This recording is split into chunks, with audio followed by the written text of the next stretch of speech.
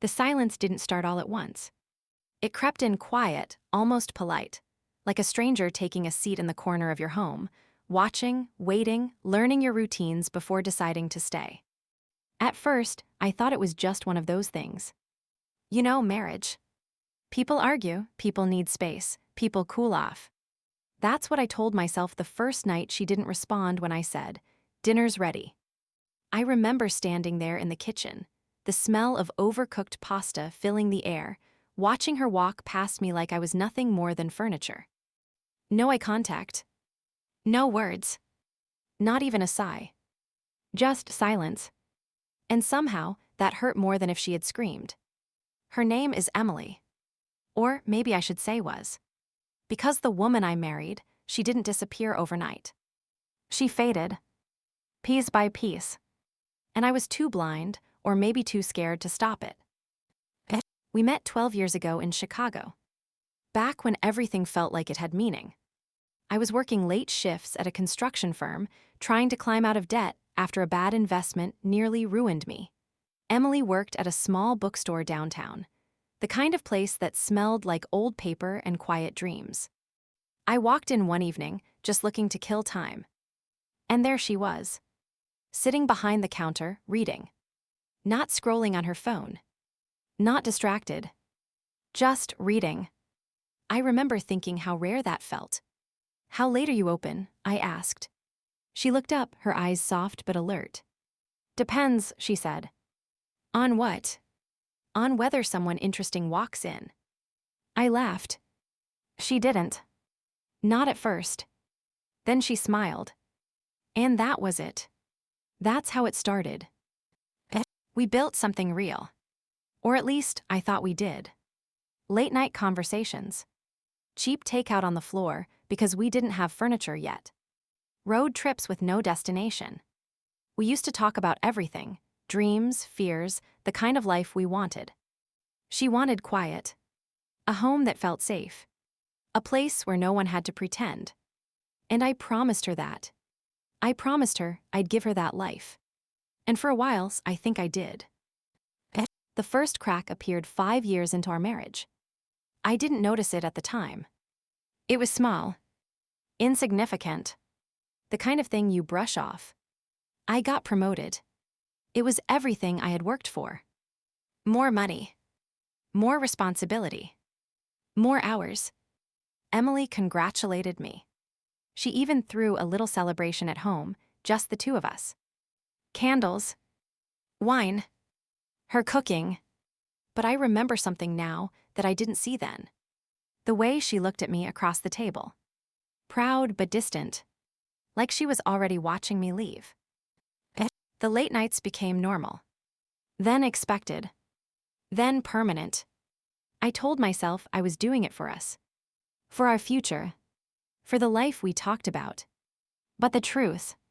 I stopped coming home for her. I came home to sleep. There's a difference. A big one. "Do you ever miss me?" She asked me that one night. I had just walked in, exhausted, irritated, already thinking about the next day. "What kind of question is that?" I replied, tossing my keys on the counter. "A real one." I sighed. "Emily, I'm here, are I?"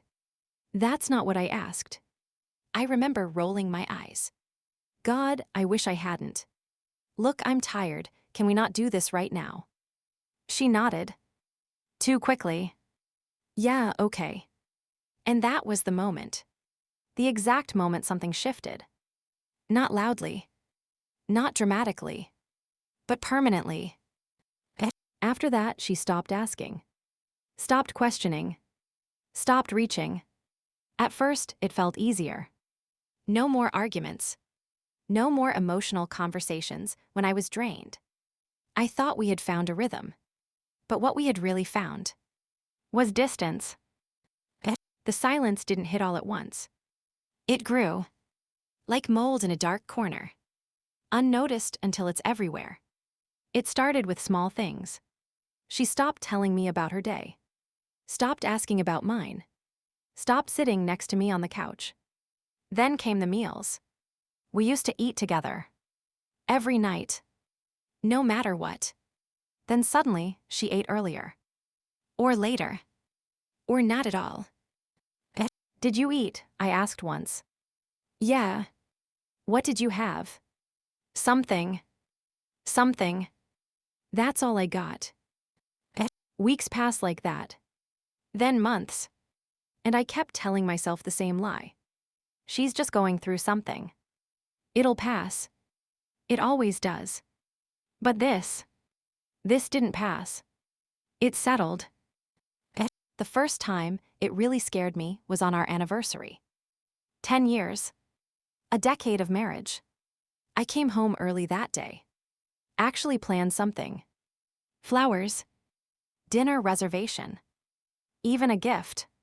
I thought maybe this was my chance to fix things. To remind her. To remind us.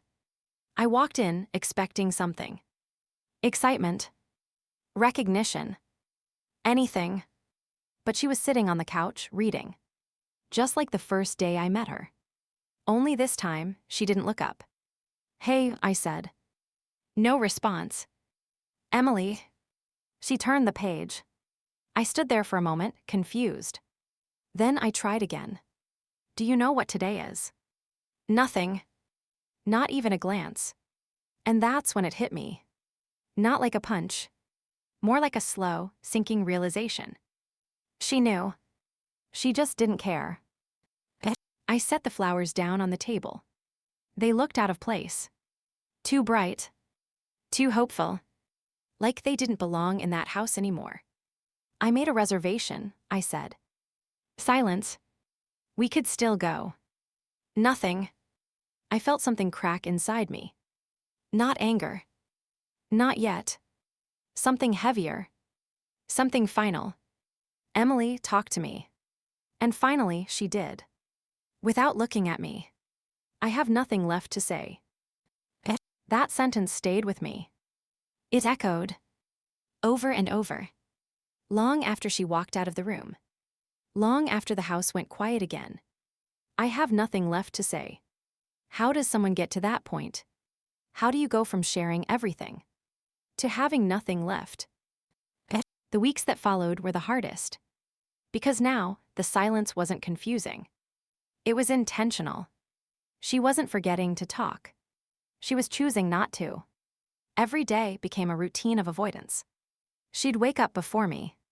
Leave the room before I could say anything. Stay out of the house longer.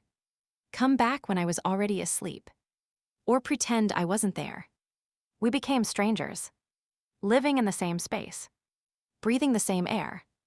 But completely disconnected. I tried. God, I tried. I asked questions. I started conversations. I even apologized, though I wasn't entirely sure for what. Can we talk? No response. Did I do something? Silence. Emily, please. Nothing. It was like talking to a ghost. A living, breathing ghost. And then one night, I broke. I can't do this anymore. My voice echoed through the house. She was in the kitchen, pouring herself a glass of water. She didn't even flinch. Do what? She asked calmly. That calmness, it made it worse. This, whatever this is, you don't talk to me, you don't look at me, you act like I don't exist. She took a sip of water. Set the glass down. Still no eye contact. Maybe you don't. What does that even mean? Now she looked at me. And I swear, I didn't recognize her. Maybe you stopped existing to me a long time ago. That should have been the moment I understood. The moment I realized how far things had gone. But I didn't. Because understanding something and accepting it are two very different things. So I stayed. I kept hoping. Kept believing that one day she'd wake up and everything would go back to how it used to be. That she'd smile again.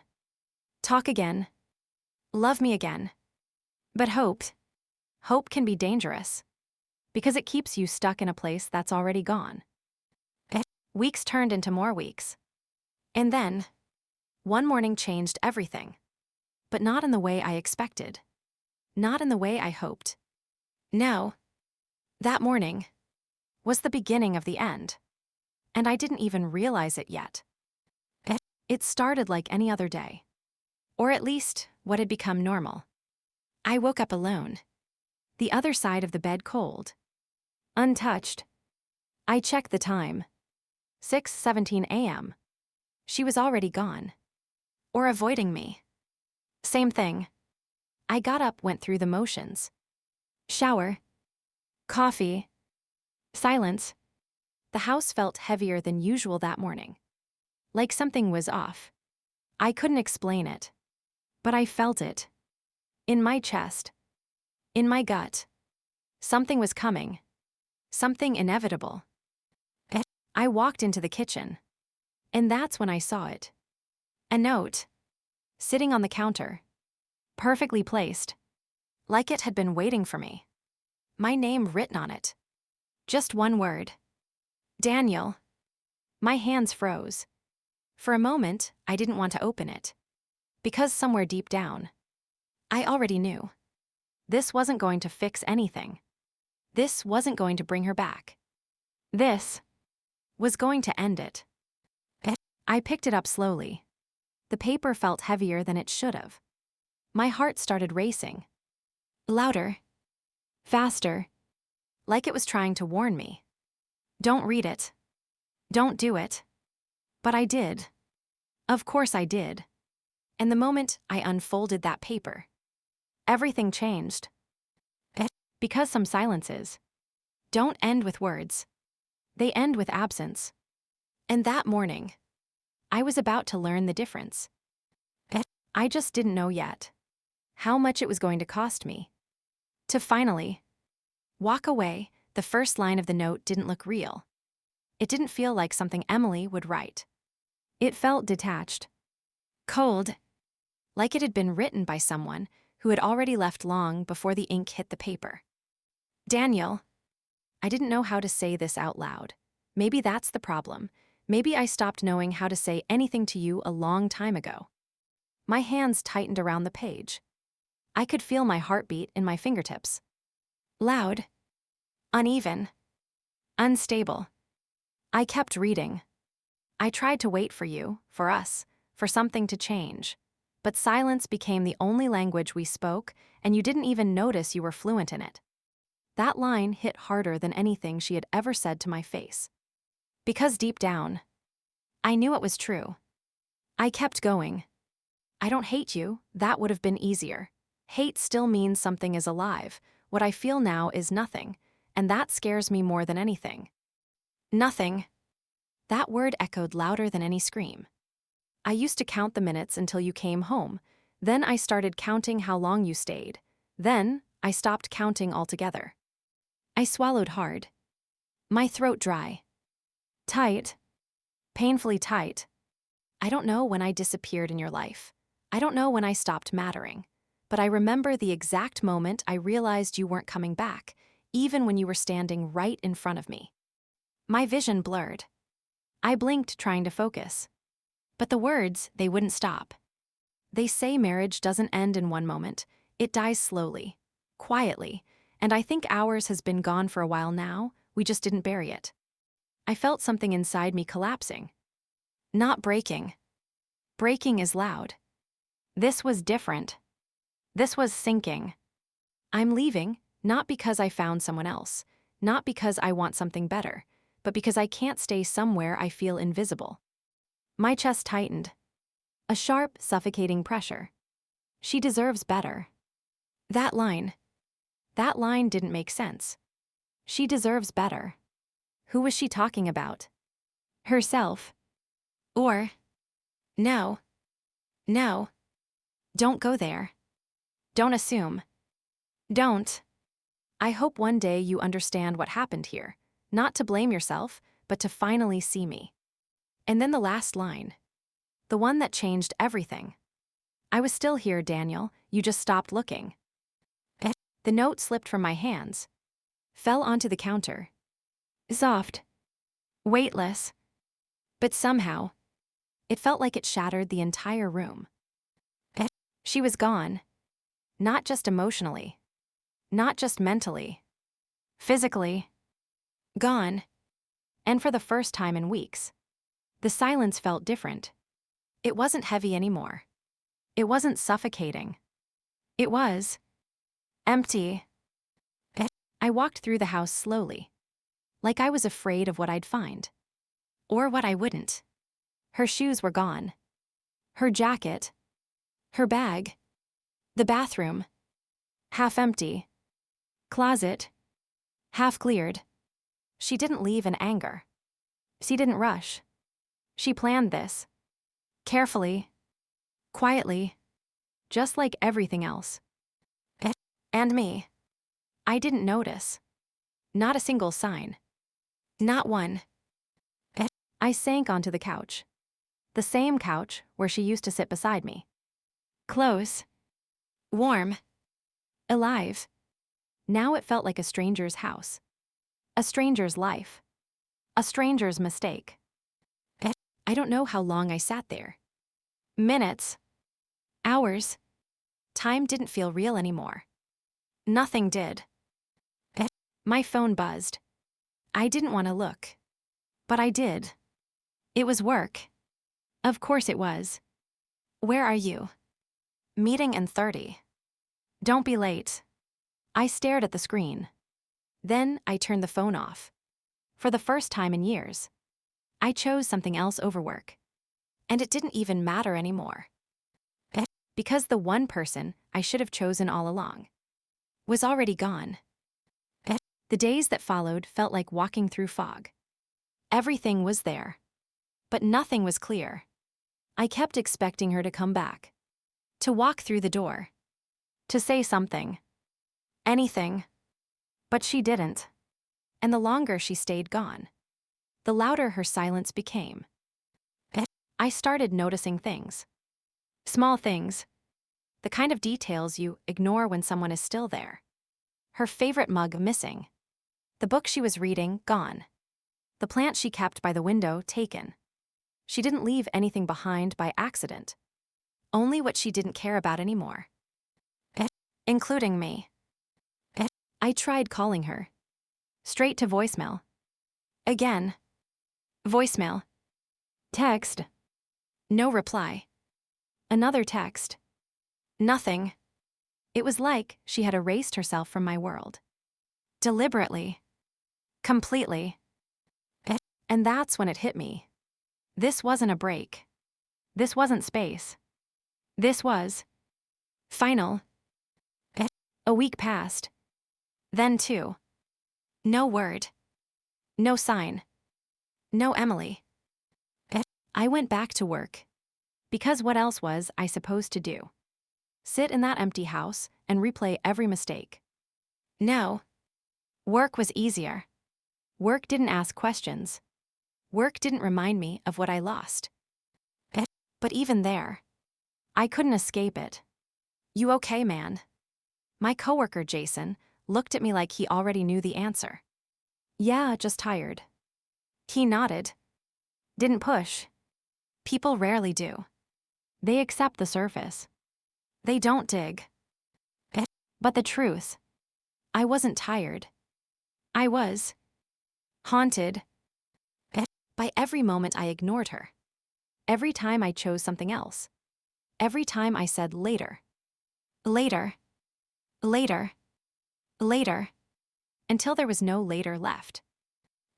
And then, 3 weeks after she left, I saw something that made everything worse. I was driving home. Late. Of course. Old habits don't disappear overnight. I stopped at a red light. And that's when I saw her. Across the street. Standing outside a small cafe. Laughing. Laughing. I hadn't heard that sound in years. Not like that. Not real. Not alive. She looked different. Lighter. Like something had been lifted off her. Her shoulders weren't tense. Her eyes weren't distant. She was free. And she wasn't alone. There was a man standing next to her. Talking. Smiling. Close. Too close. My grip on the steering wheel tightened. My chest burned. No. No, no, no. The note said, "She deserves better." That line came crashing back. Over and over. Louder now. Clearer. Crueler. Was this what she meant? Was this him? I told myself not to jump to conclusions. Not to assume. But assumptions don't need permission. They grow. Vast. Aggressive. Unstoppable. The light turned green. Cars behind me honked. But I didn't move. I couldn't. Because I was watching something I wasn't supposed to see. He said something. She laughed again. And then, he touched her arm. Soft. Familiar. Comfortable. And she didn't pull away. That was it. That was the moment something inside me finally broke. Not quietly. Not slowly. Violently.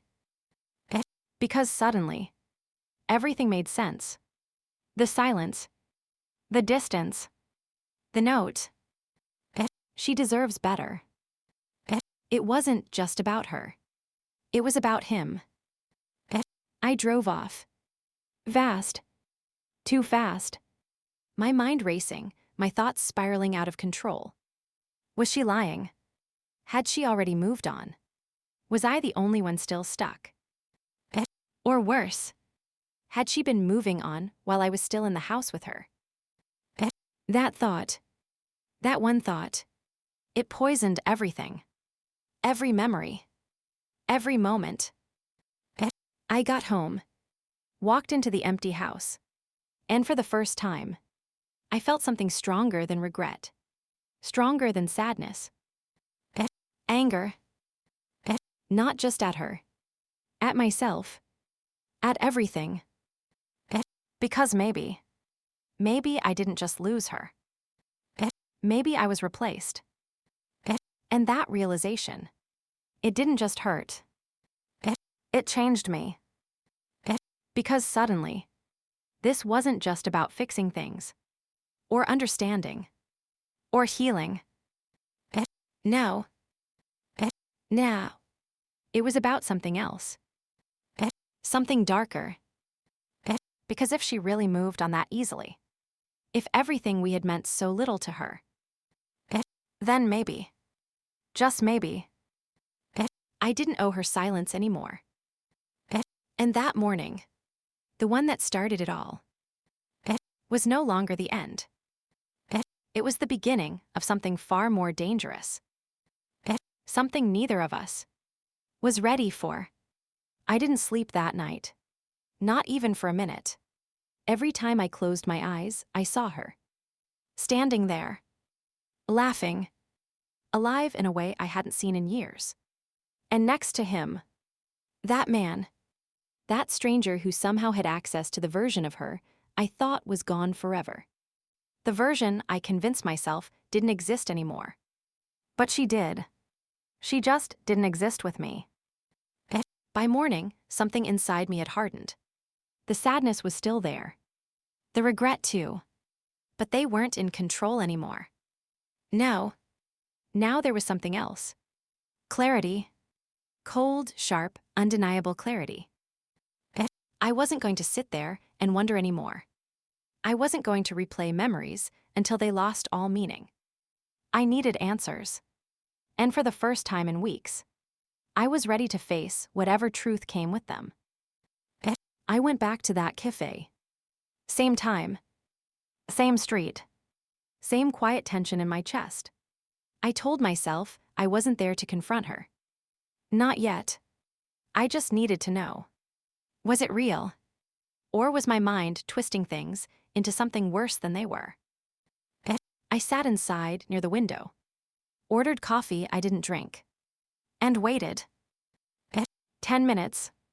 20. 30. Nothing. I started to feel stupid. Desperate.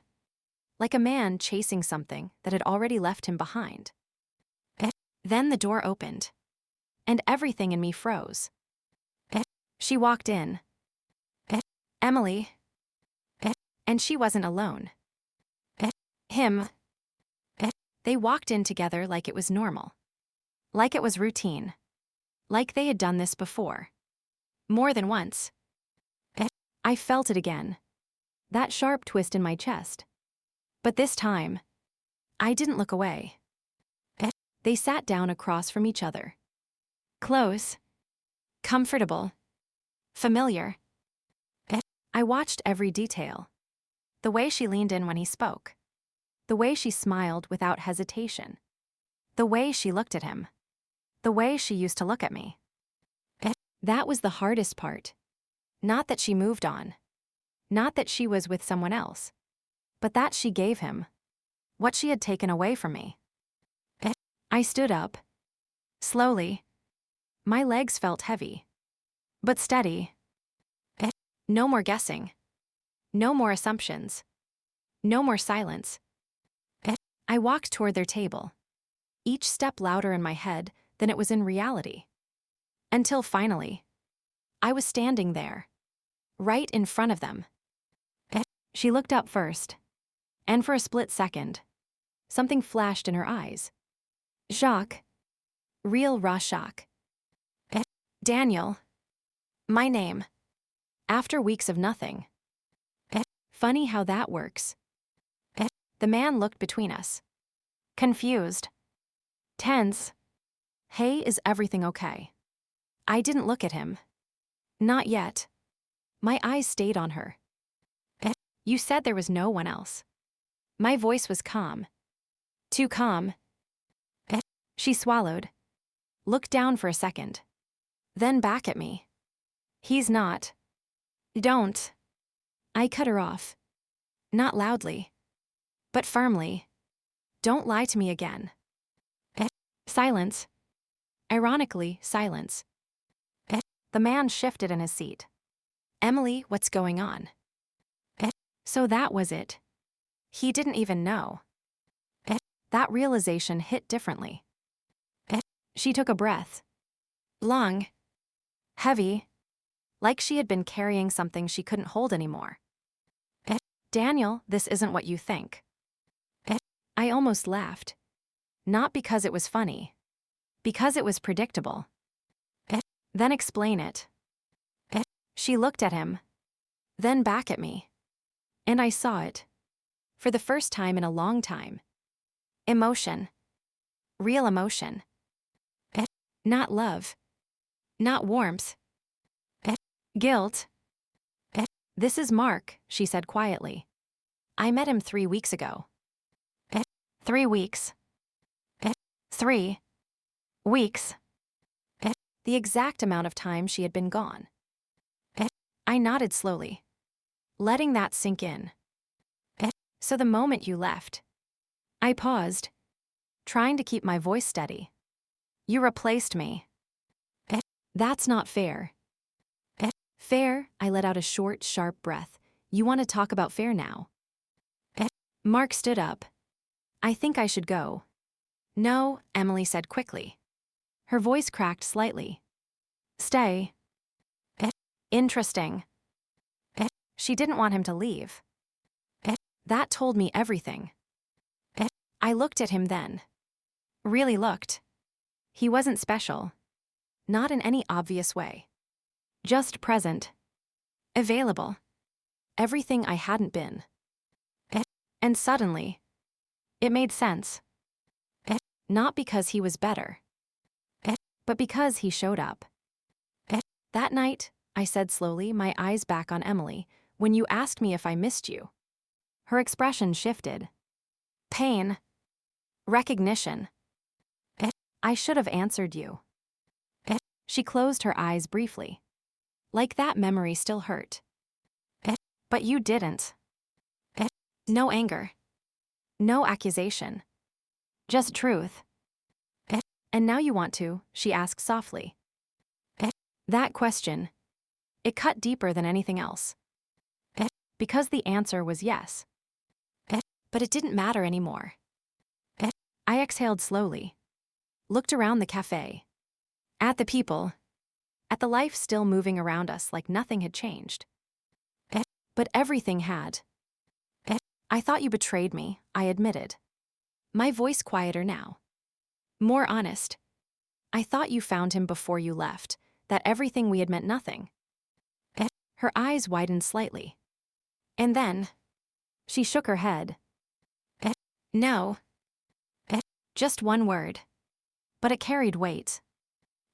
I left because I was already gone, she said, not because of him. I believed her. That was the hardest part.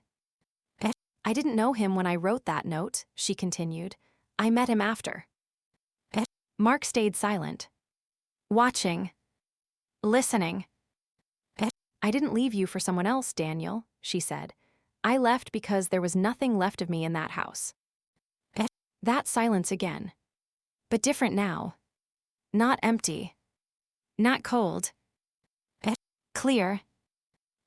And him, I asked, nodding slightly toward Mark. She hesitated. Just for a second. He listens. That was it. That was all it took. Not money. Not looks. Not history. Just presence. I nodded slowly. Because there was nothing else to say. No argument. No defense. No justification. Just truth. And truth doesn't need volume. It just needs to be heard. I looked at her one last time. Really looked. And for the first time, I saw her clearly. Not the version I remembered. Not the version I lost. The version that moved on. And I realized something.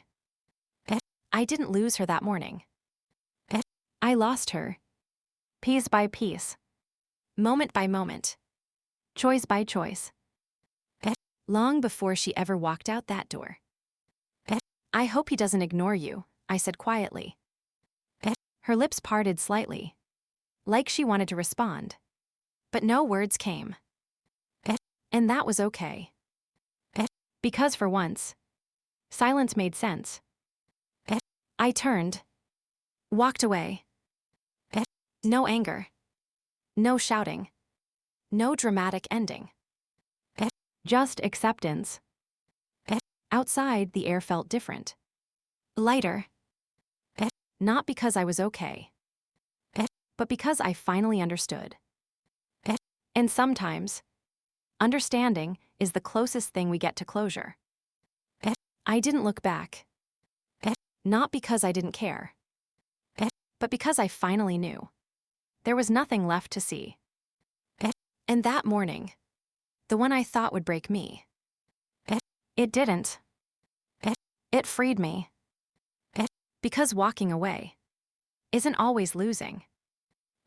Sometimes, it's the first time you finally choose yourself. And that was something I should have done. A long time ago.